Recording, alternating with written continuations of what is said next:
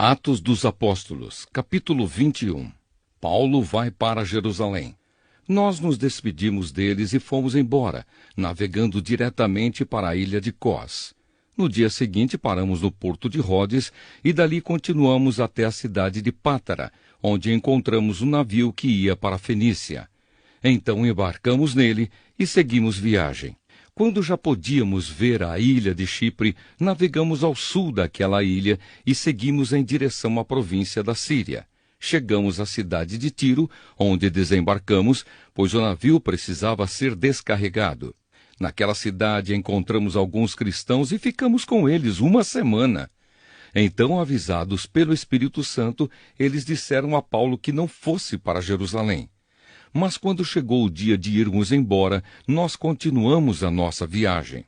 Aí aqueles irmãos com as esposas e filhos nos acompanharam até fora da cidade, e todos nós nos ajoelhamos ali na praia e oramos.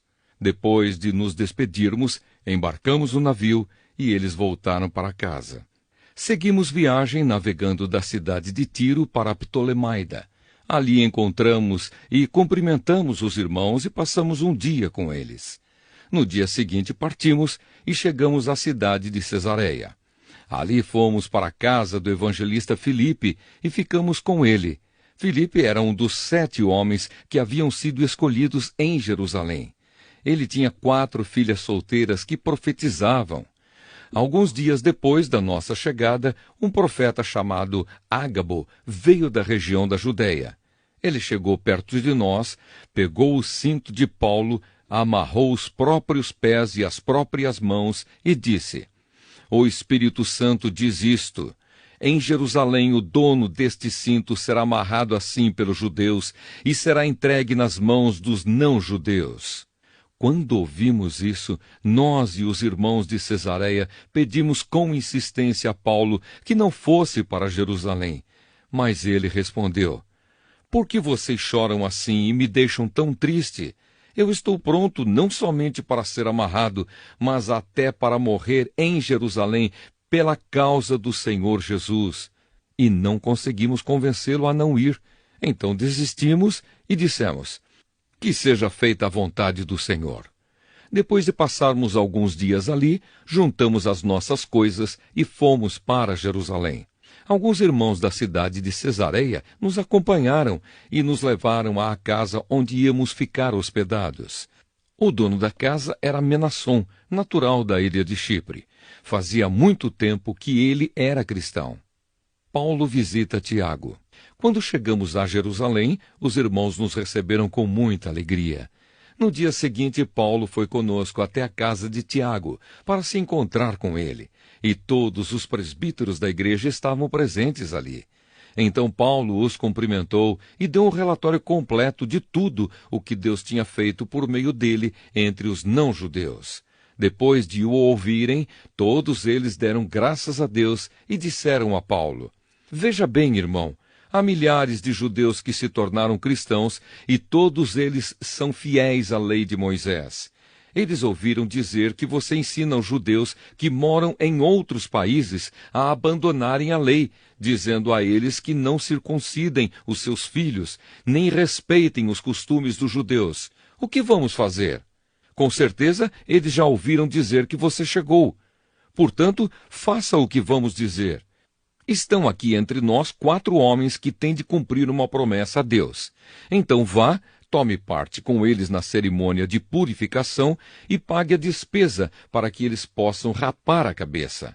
Assim todos saberão que não é verdade o que se diz de você. Pelo contrário, vão ficar sabendo que, de fato, você vive de acordo com a lei de Moisés. Mas quanto aos não-judeus que se tornaram cristãos, nós já mandamos uma carta a eles dizendo o seguinte: não comam carne de animais que foram oferecidos em sacrifício aos ídolos, nem sangue, nem carne de nenhum animal que tenha sido estrangulado, e também não pratiquem imoralidade sexual. Então Paulo falou com os 4 homens e no dia seguinte tomou parte com eles na cerimônia de purificação. Depois entrou na área do templo para avisar quando iam terminar os dias da purificação, isto é, a ocasião em que cada um dos 4 homens deveria oferecer o seu sacrifício. Paulo é preso no templo. Quando os 7 dias da purificação estavam para acabar, alguns judeus da província da Ásia viram Paulo na área do templo.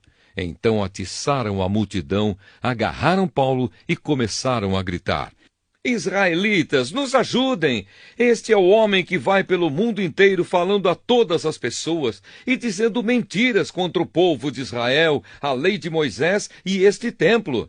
E agora ele está trazendo não-judeus para dentro da área do templo, profanando assim este lugar santo.